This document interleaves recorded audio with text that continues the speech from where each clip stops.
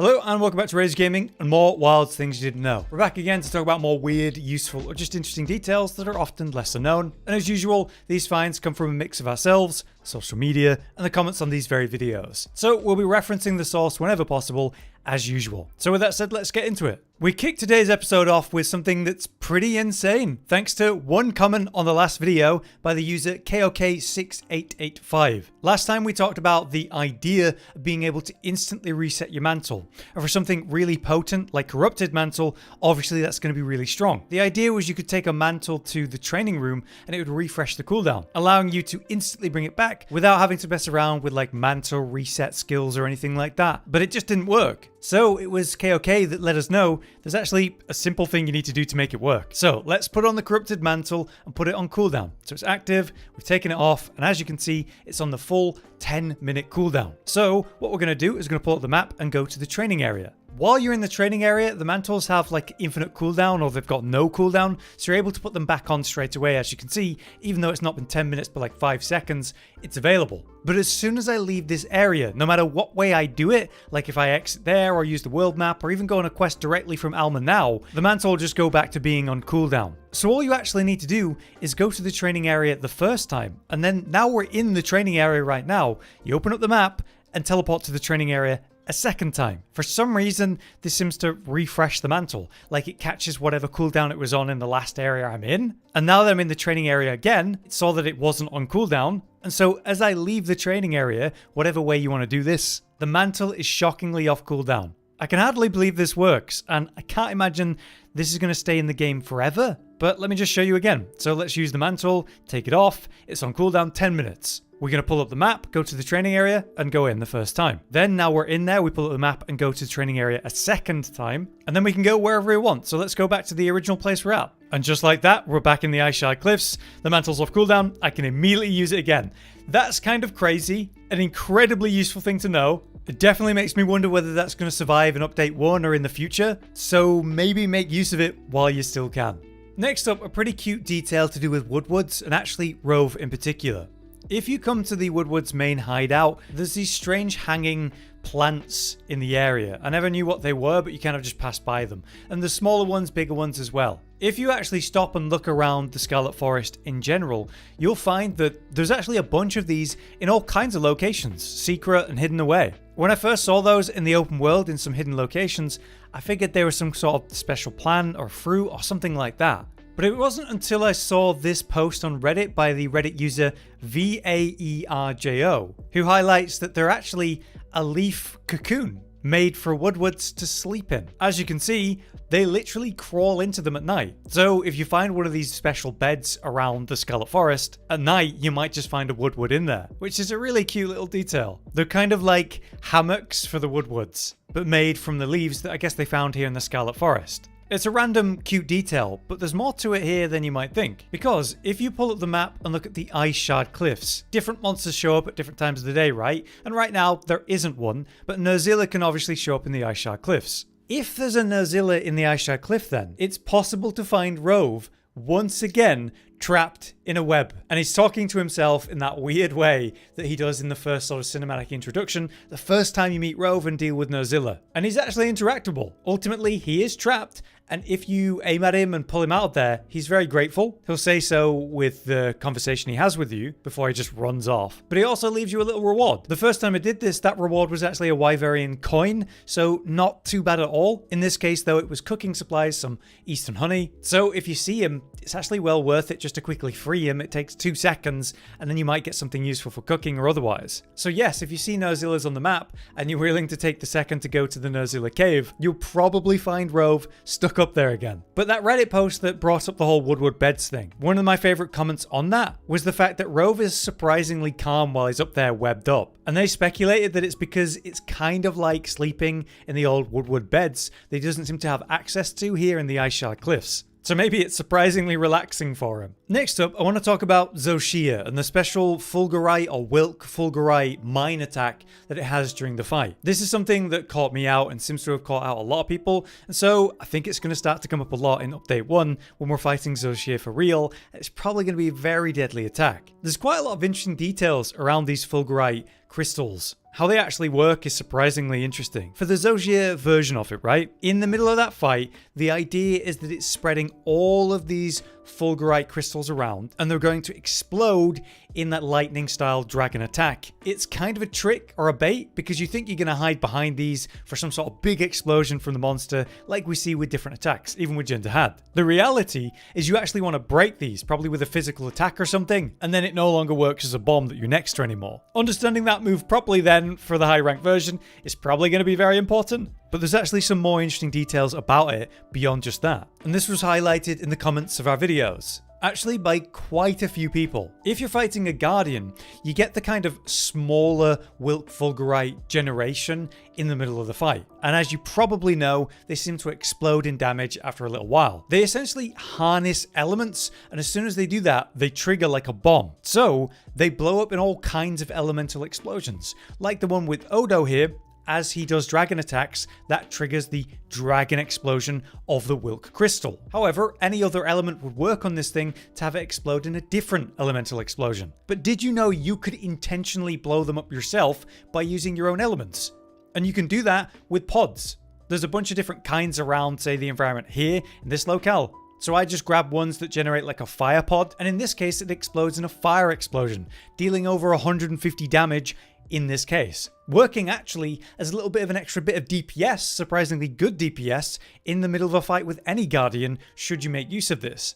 And so I didn't get to do it ever, right, against Zoh Shia in my one fight in low rank, but I'm thinking that those same crystals could be used in the real Zoh Shia fight. Whether it's the big wall of mines that occurs, you could pop those next to Zoh Shia for some free damage maybe. But he also generates a bunch of them throughout various attacks, so maybe even those. It's something to think about and experiment with update 1.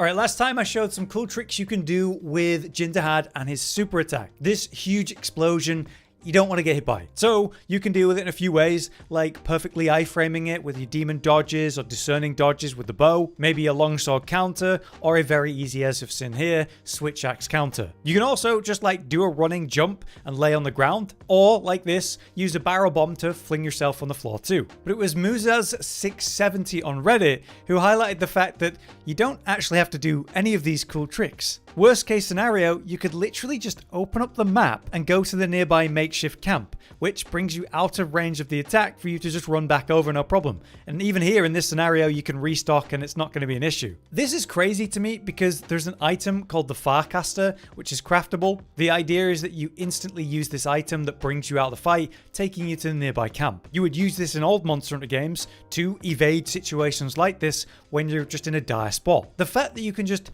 open up the map and just teleport out of there, even in the dahaad special sort of siege encounter, feels a bit wrong, a bit unfair. But the fact that you can do it, I mean, it gives you at least an option, and knowing it's an option could save you in those tight moments. So figured I'd highlight that one too. Continuing our talk though about Zoh Shia, we were shown in the title update 1 trailer some of Zoh Shia's gear, whether that's the greatsword, the awesome jewel blades, the palico armor, or say the proper hunter armor. Now what's interesting about these is that they change. When you unsheath your weapon, you can see that the masculine version gets these kind of dragon wings on the back, whereas the feminine version gets angel wings sprouting. Well, there was two very popular posts. One on Twitter by Sophian, who highlighted this comparison between the Zoh Shia masculine set and the old Fatalis set from World. Surprisingly similar. Then there was a popular Reddit post also talking about it, giving credit to that post initially, which I appreciate, who recreated that exact pose with a greatsword from Iceborne in World compared to Zoh Shia in Wilds. Now, obviously, there is a clear difference between the two, these back wings. The Zoh Shia actually goes down the spine and is connected in a new way. There's a bit more to it, but the Fatalis version is a bit more intentional and clear and refined. That represents the difference between these monsters, right?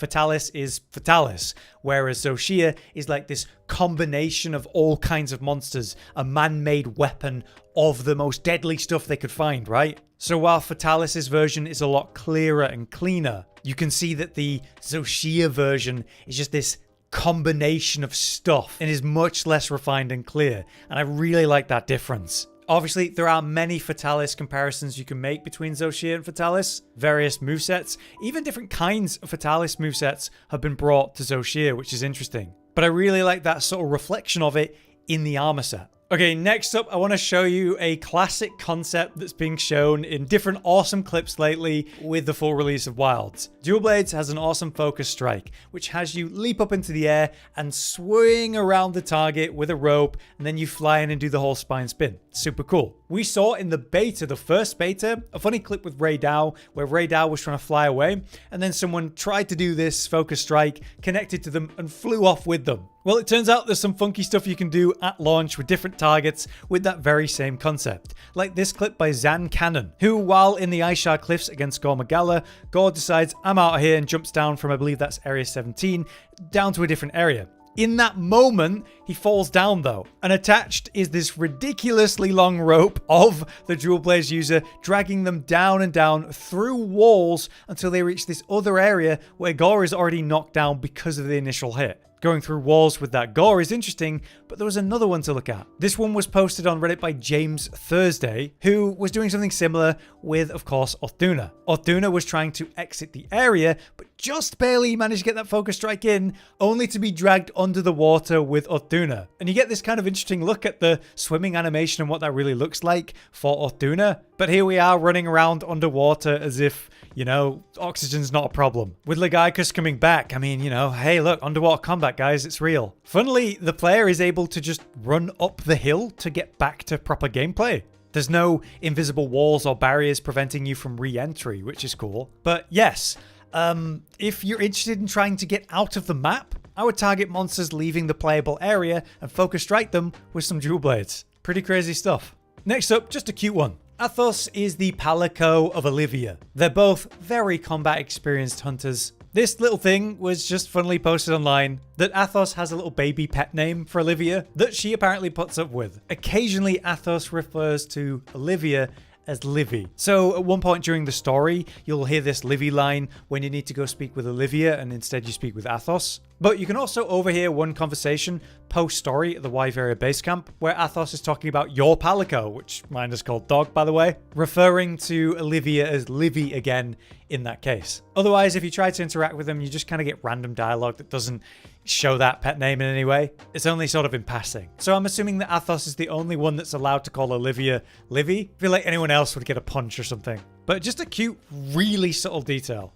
Next up, just another funny detail. The level of animation quality that these developers went into has been impressive for all kinds of cool animations. But unless you've got like a particularly intense amount of whimsy, you might not realize that there's special animations for running in a circle. Like if you sprint in a circle, the hunter kind of loses their balance and has sort of a fall down, goes down to their knees, trying to get their momentum back, gets back to standing, falls back down again, essentially sliding around on their knees. It's pretty cool. I was made aware of this by a comment on the last video by Muffin Button, who said if you spin in circles, your character will actually get dizzy. And it reminded me when I first saw something about this. There was this appreciation post on Reddit by the Reddit user Alznana early into the release, talking about all kinds of cool animations. And in that I saw they had the hunter run in circles, right? But not sprinting. And eventually it causes this dizzy animation where the hunter is kind of sick of running in a circle now and is not feeling too good. I tried this for about 10 minutes. I can't get my hunter to be dizzy for some reason, but I believe it's real. Maybe my hunter's just built diff, I don't know. But it is pretty cool, the level of detail they've gone in for animations, for your character, other characters, whatever. Stuff like this you just wouldn't see unless you randomly feel the urge to run in a circle, I guess. But there you have it, our newest list of things you might not have known about in Wilds. If you guys do have anything you'd like to add to the topics today then, or just make a suggestion for future things in a video, let us know in the comments. But for now, I've been Hollow, you've been you, and thanks for watching. Josh, Cotton, and Hollow with the videos, dropping the humor like a hammer on your tippy toes, bringing entertainment on a daily arrangement to take our insanity and turn it into entertainment. Yes, I said entertainment twice, to reiterate that it is nice to look into your faces on a mostly daily basis when you let us in your homes to make the whole world a stage. Goodbye.